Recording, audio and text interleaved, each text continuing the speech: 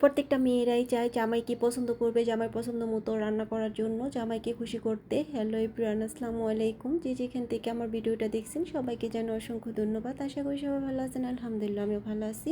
আজকেও নিয়ে আসলাম নতুন একটা ব্লগ ভিডিও। নতুন ব্লগ ভিডিওটা দেখতে থাকুন, দেখতে দেখতে ভালো লাগবে ইনশাআল্লাহ। তো প্রতিদিনের মতো ব্লগ ভিডিও নিয়ে আসছি। তো এই তো আজকে কী কী রান্না করব সব কিছুই আমি দেখিয়ে নিচ্ছি। এগুলো আমি আজকে রান্না করব। তো প্রথমে আমি কড়াইতে আমি আগে মাছটা ভেজে নিচ্ছি।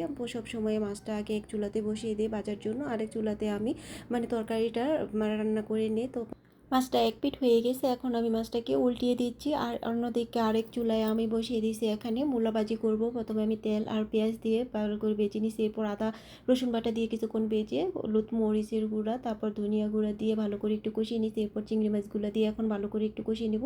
এদিকে মাছ ভাজিটাও হয়ে গেছে, এখন আমি মাছ ভাজিগুলো আমি নামিয়ে নেব।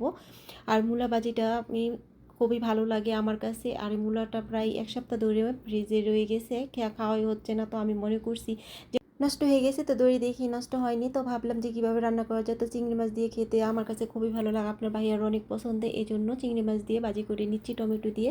আর এদিকে চাপা শুটকি বেটে নিয়েছি আমি শিলপাটায় বেটে, তারপরে আমি বুনা করে নিচ্ছি। এইভাবে কে চাপা শুটকি বুনা খান আমাকে কমেন্ট করে জানাবেন। আমার কাছে কিন্তু অনেক ভালো লাগে। আর আপনার ভাইয়ার সবার চেয়ে পছন্দের ভর্তা হচ্ছে চাপা শুটকির ভর্তা। সে যখন যেদিনই দেশে যায় ওই দিন আমার এই ভর্তা আইটেম রাখতেই হয়। আবার যখন বিদেশে থাকতো, কেউ যদি দেশে থেকে ওর কাছে যেত, তারপরে ওই কিচ্ছু চায়নি, শুধু বলছে যে ভর্তা বানিয়ে দিও আমার জন্য, চাপা শুটকির ভর্তা।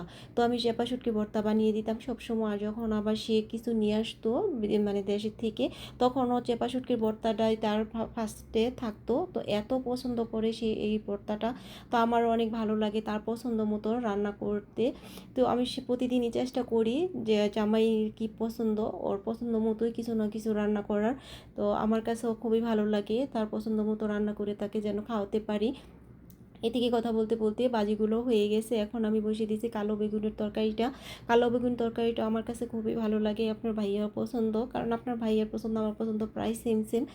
তো কালো বেগুন দিয়ে যে কোনো তরকারি রান্না করলে আমার কাছে খেতেও অসাধারণ মজা হয়। মাছ দিয়ে রান্না করলে আমার কাছে ভালো লাগে, শুটকি দিয়ে রান্না করলে, তারপরে মাংস দিয়ে রান্না করলে, কালো বেগুনটা সব কিছুভাবেই রান্না করলে আমার কাছে ভালো লাগে, ভাজিও ভালো লাগে।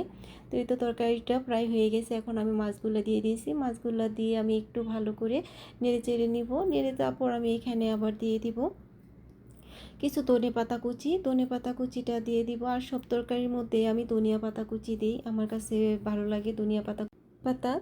এরপর আমি ধনিয়া পাতাটা দিয়ে তরকারিটার মধ্যে বেশিক্ষণ রান্না করি না, কারণ বেশিক্ষণ রান্না করতে গেলে ধনিয়া পাতার গন্ধটাও নষ্ট হয়ে যায়, এরপর কালারটাও নষ্ট হয়ে যায় ধনিয়া পাতা। তো আমি জাস্ট 10 সেকেন্ড থেকে 15 সেকেন্ডের মতো একটু রান্না করে তারপরে নামিয়ে নিব। তো এই তো আজকে ফাইনাল লুক কী কী রান্না করলাম। তো কেমন হয়েছে আজকের ভিডিওটা, যদি একটু হলেও ভালো লাগে তাহলে প্লিজ লাইক কমেন্ট শেয়ার করে দিবেন, যেন আরও ভালো ভালো রেসিপি দিতে পারি, ভালো ভালো ভিডিও দিতে পারি। আসসালামু আলাইকুম।